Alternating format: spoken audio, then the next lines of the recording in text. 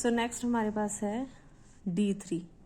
D3 में जो terms simple possible हैं उसमें ग्राउंड टर्म है 4F, उसके ऊपर है 4P, right. Same story, 4F किस में कन्वर्ट होती है, T1 में, T2 में, A2 में, राइट, और P किस में कन्वर्ट होती है, T1 में। नाउ अब ये याद रखना है D3 ऑक्टाहेड्रल, 1 2 3 4 5, D3 ऑक्टाहेड्रल का मतलब 1 2 3, इसमें 2 होल हैं और D2 ऑक्टाहेड्रल में 2 इलेक्ट्रॉन थे। तो जो D2 ऑक्टाहेड्रल की कॉन्फ़िगरेशन थी, डायग्राम थी, ये जो D3 ऑक्टाहेड्रल है ये इसके उल्टा आएगा।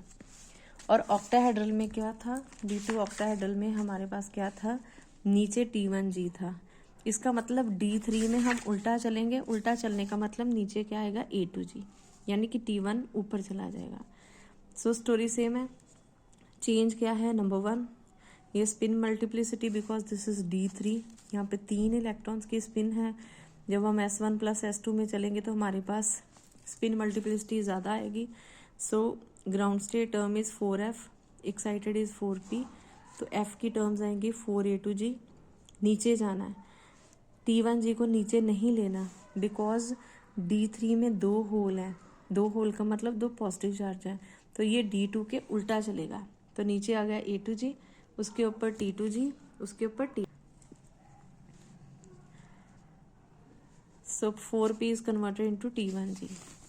सो सिमिलरली यहाँ पे ट्रांजिशन पॉसिबल है 1 2 3, ये 3 ट्रांजिशन पॉसिबल हैं। Again when we will use weak field ligand, very weak field ligand, तो उस केस में 3 नहीं 2 एब्जॉर्प्शन बैंड नजर आएंगे।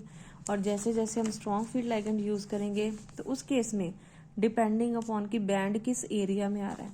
फॉर एग्जाम्पल कई बार क्या है कि absorption band it can lie outside the, we can say कि वो जो हमारा कवरेज एरिया है, यानी कि जैसे for example we are covering UV visible region, तो कई बार क्या है ये विजिबल रीजन के पार जा सकता है।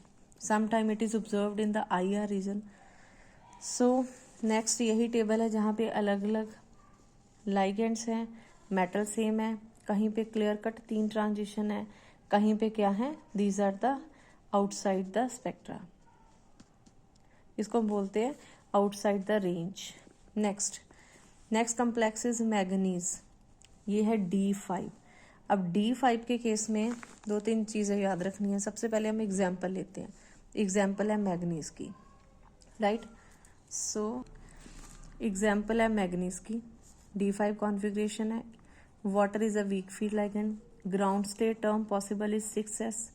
6s से ऊपर जितनी भी टर्म्स होंगी किसी की भी spin multiplicity 6 is not possible, right. तो इस केस में क्या है, जो भी ट्रांजिशन हमारे पास आएंगी they will be spin forbidden. No spin forbidden transition होने के कारण इंटेंसिटी बहुत ही वीक है और कलर बहुत ही लाइट है।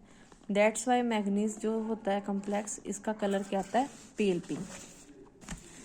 So this is the spectrum. अब इस स्पेक्ट्रम में क्या है, ये इन्होंने इलेक्ट्रॉनिक स्पेक्ट्रम शो किया हुआ, हम इसको स्टडी करेंगे। इसमें बहुत सारे एब्जॉर्प्शन बैंड नज़र आ रहे हैं, राइट। और अगर आप इसकी ये एक्सटेंशन कॉफिशिएंट देखो तो वैल्यू कितनी कम है, 0.01 0.02। इट मीन्स ये जो भी ट्रांजिशन इन बैंड्स को दे रही हैं all of them they are forbidden transition, not allowed transition. So the ground state term is 6s, और 6s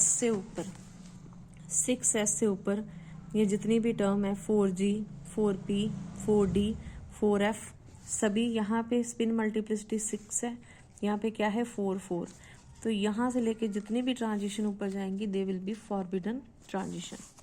हाउएवर ये जो 4 वाली हैं इस केस में सिर्फ एक ही स्पिन रिवर्स होती है, so these are somehow possible. और 6s से ऊपर कितनी एक्साइटेड स्टेट हैं, देयर आर 11 एक्साइटेड स्टेट। ये आ गई 4 वाली, उसके बाद आएंगी 2 वाली। जो 4 वाली स्टेट है उसमें सिर्फ एक ही स्पिन रिवर्स होती है, जो 2 वाली स्टेट है उसमें 2 स्पिन रिवर्स हो रही हैं। सो सम हाउ हमने यहाँ तक कवर किया है from 6s to only these 4G 4F 4D and 4P terms.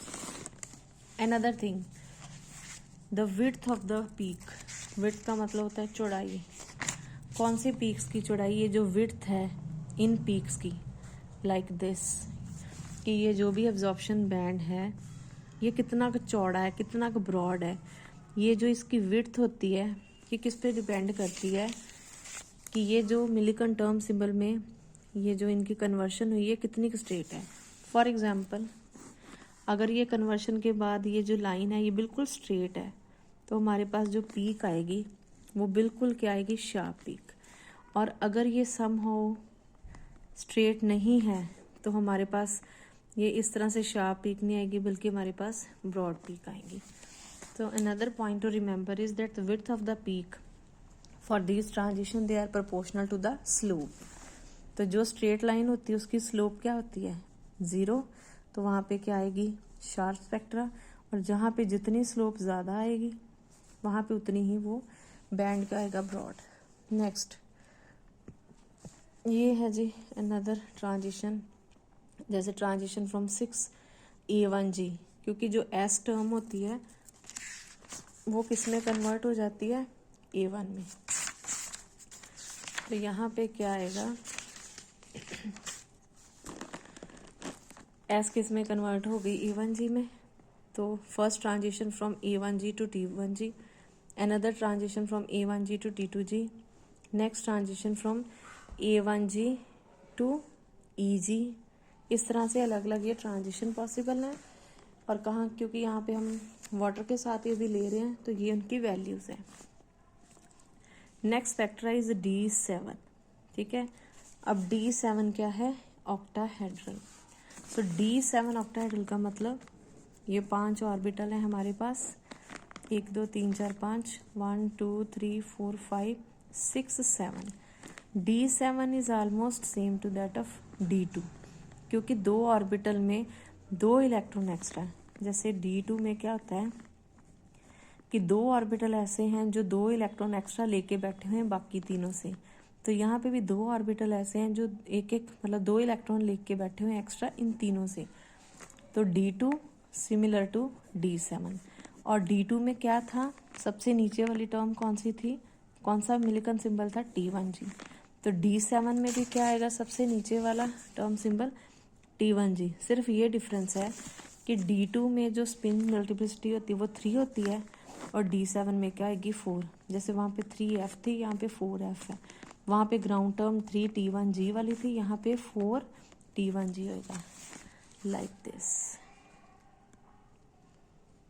ठीक है। और यहाँ पे कितनी ट्रांजिशन पॉसिबल हैं, 3 ट्रांजिशन पॉसिबल हैं, राइट। तो ये है अलग अलग। अगेन कुछ केसेस में जहाँ पे एनर्जी जो है वो आउटसाइड द हमारा स्पेक्ट्रा आएगी, जैसे कुछ केसेस में वो यूवी विजिबल रीजन में नहीं आती, नियर IR रीजन में आती है। तो उन केसेस में क्या है, हमें प्रॉपर वो एब्जॉर्प्शन बैंड नज़र नहीं आएंगे। जैसे ये कोबाल्ट का केस है, तो कोबाल्ट के केस में 3 में से सिर्फ ये वाला जो बैंड है ये 2 ट्रांजिशन को जस्टिफाई कर रहा है। ये जो एडिशनल बैंड है it is actually this extra shoulder, it is attributed to spin orbit coupling in this state.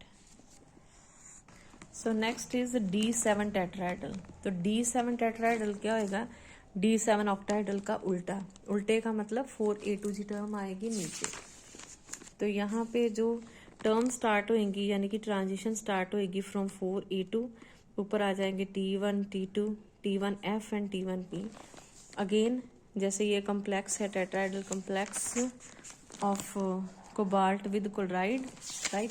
इसमें क्या है, 3 ट्रांजिशन एक्सपेक्टेड है बट तीनों में सिर्फ एक ही नज़र आती है, दिस वन, क्योंकि जो बाकी 2 हैं वो आउटसाइड द रेंज, एक नियर IR रीजन में है, एक IR रीजन में है। और ये हमारा जो स्पेक्ट्रा है ये विजिबल रीजन में है, तो हमें इस एरिया में इस पर्टिकुलर वेवलेंथ रेंज में ये ऑब्जर्व नहीं होएगी। Next is D8। Again D8 का मतलब 2 होल ऑपोजिट टू D2, ठीक है जी। तो सबसे ग्राउंड स्टेट टर्म कौन सी होगी, D2 में कौन सी ग्राउंड स्टेट टर्म थी, 3 T1G। तो D8 में क्या होगी उल्टी, 3A2G, लाइक दिस, 3A2G। तो इसी के करस्पॉन्डिंग 3 ट्रांजिशंस आएंगी। जैसे निकल वाटर हेक्सा एक्वा निकल 2 की एग्जाम्पल है, राइट। और ये है इसका absorption band, UV spectra, first transition, second transition and third transition, इन तीनों के करस्पॉन्डिंग। Last topic is